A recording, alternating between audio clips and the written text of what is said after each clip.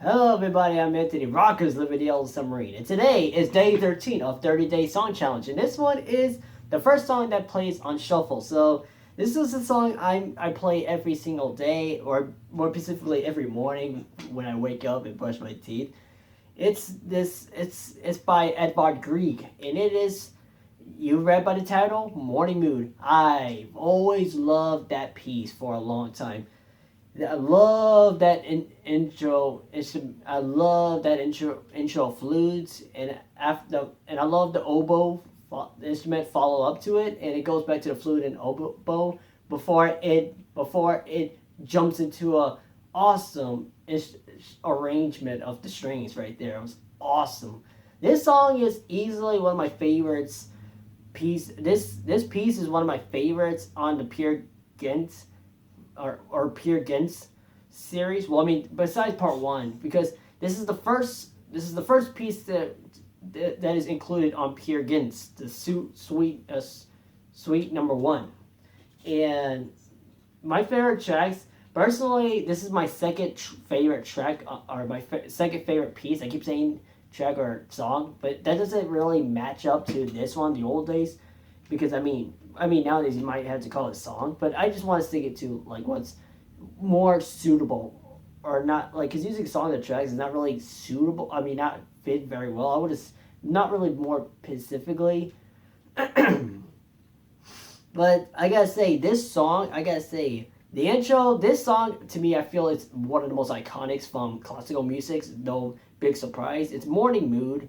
I mean, easily, this is one of the most iconic pieces from classical music.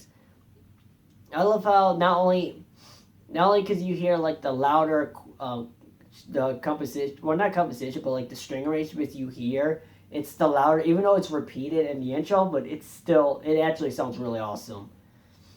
And I love how it goes a little quiet and it goes build back up. I love the dynamics of the classical music where they have a dynamic, and I love that. Besides, people say, "Oh, but it doesn't have words, or they don't say anything, or they don't sing."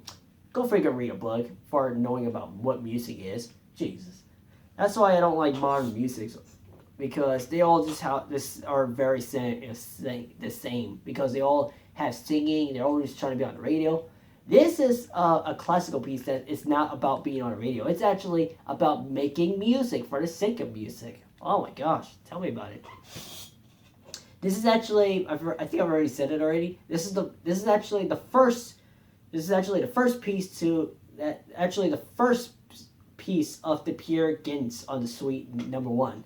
This is. I mean, I'm not saying like as like the whole series, but this is the first piece of this number one of Peer Gynt. So unless it.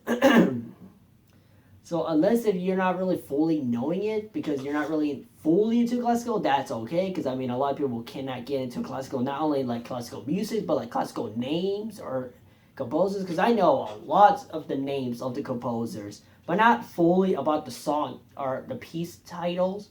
So don't get too hurt when I don't know full like a specific piece name from the composers, because I mean, for the most part, I'm not really, because I've been busy. I don't really listen to them that much often. Not that I'm saying I don't listen to classical music that often. I'm saying like I don't listen to. I mean, I listen to classical music, but I don't know. I don't remember what was the piece called that much. And and yeah, I've already said it in the beginning. I've always repeated myself a bunch of times, but just in case if I keep forgetting, this is composed by Edvard Grieg, one of the original composers who composed this song, or you can basically say one of the most iconics. And this is from the, again, Panorama, the album well, the same name of the album, but just a different composer. My eye's a little itching. I'm trying.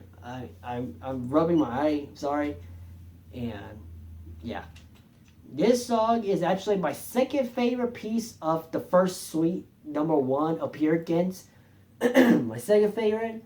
And sorry if I keep clearing my throat. I have a sore throat. Not that I'm sick. Don't worry, I'm not sick as now. I mean, I may sound sick, but it's mostly because I've been like because my throat's a little dry. I need to drink water. That's why. But don't worry, this is going to be a short video, so don't worry. But just a quick trivia that that This is my second favorite on the Suite Number 1 of Peer Gynt, below. My favorite one on Suite Number 1 of Peer Gynt is In the Hall of the Mountain King. If you don't know what that title is, listen to it. Personally, I think this is one of the most popular, one of the most iconic pieces from classical history, personally, but I think this is actually my favorite, especially the dynamics too. I love it. But Morning Mood, I will always play this song every morning because it does fit very well of waking up and actually feel very happy of putting this every morning. It's just basically a happy song, if you will. Well, not a happy song, but it's great. It's very well to listen to it. And this is actually one of my favorite intros to I can't really say album, but this is actually one of my favorite intros from the first suite Peer Gynt. And I will say that in the song, back to the piece, I love how almost at the end you hear they repeat, even though they didn't really repeat too much. I don't think it was an oboe, but they did that. I don't think it was an oboe or something like that, but they had a different sound, or not sound, but a different note when they used it. When you go, I forgot exactly how it goes, but it had a little bit of a different note he wanted to add on a little bit at the end, but at the end, great. Again, this is my second favorite on the first suite of Peer Gynt.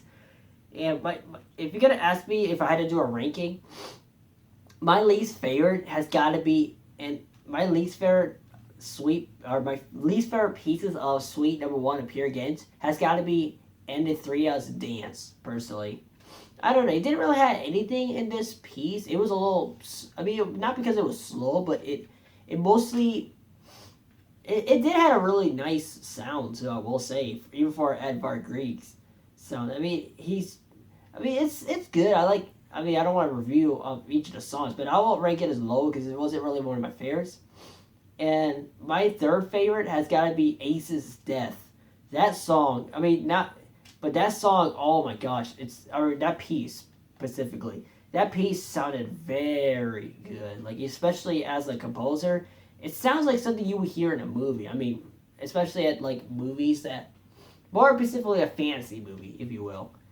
But yeah, Ace's Death is such a great piece, and it's a great follow up to the second piece of the Suite Number 1 of Peer Gynt. I love it. So Morning Mood, I'm always gonna play this as a shuffle a bunch of times every morning, so that I can have an awesome morning every day. Even if it's Monday, it's not everybody's favorite day. But let me know in the comments down below what is the first song you play on shuffle? What is the first song you play every day? When you get up. This is all just for fun. This is not just basically not regardless to opinions, not this is not attacking an opinion. This is basically, again, when I've said this a bunch of times, this is a 30-second challenge or 30-day song challenge. It's where you get to know me more on music.